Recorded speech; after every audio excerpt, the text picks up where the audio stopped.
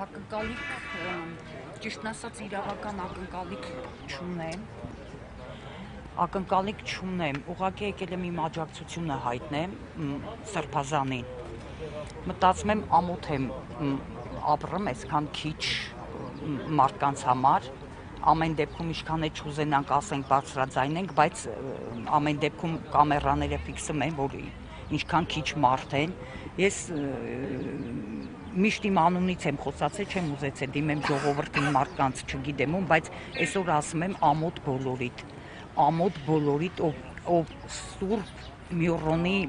կնիք ունի ու այսօր ստեղ կանգնած չի, գոնե ի սատարում, ակնկալիք չունեմ, բայց գոնե ի սատարում, գոնե եթե կամ իրանց խղճի առաջ պատասխան։ Չգիտեմ, այսօր ստեղ երևի մենք այս պրոցեսի մեջ ենք, այտենց չենք պատկերացնում, իրական իմաստը ինչ է։ Այսօր ստեղ դատում են մեր խիղճը, մեր պատմությունը, մեր հավատը, մեր երկիրը, մեր եկեղեցին, մեր սրբությունները, մեր ամբողջ բարձր արժեքները այսօր դատում են, այստեղ հավաքական է, այնպես չի մենակ Սրբազանի դատն է, հավաքական մեր բոլորի դատն է, դատում են մեր ամբողջ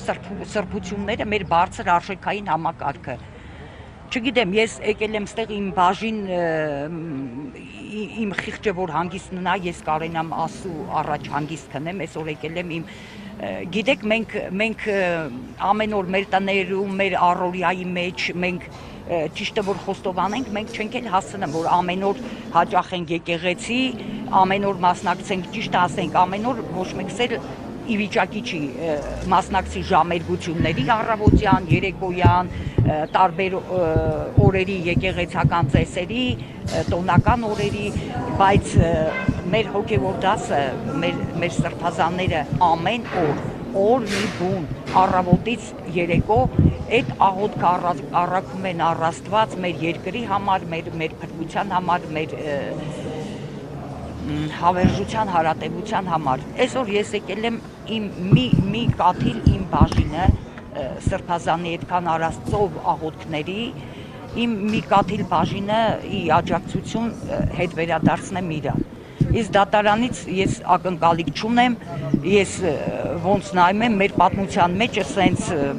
նախադեպ մեկ էլ 37 թվականի այն բռնաճնշումների, այն անանիմկաների ժամանակ եմ հիշում։ Հասկանալի, շնորհակալություն։